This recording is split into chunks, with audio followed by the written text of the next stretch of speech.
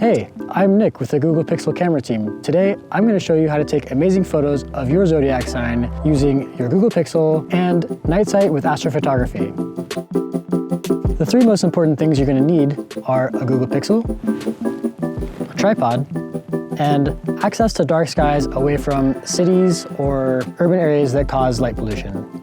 With Google Pixel 5's all-day battery, you can capture photographs of your astrological sign deep into the night.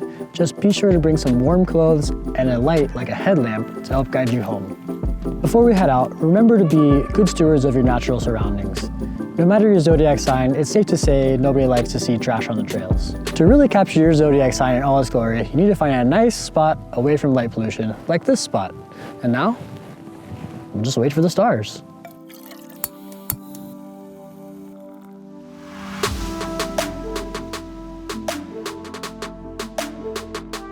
Now that it's dark out, we'll get our tripod set up and line up our pixel with our zodiac sign.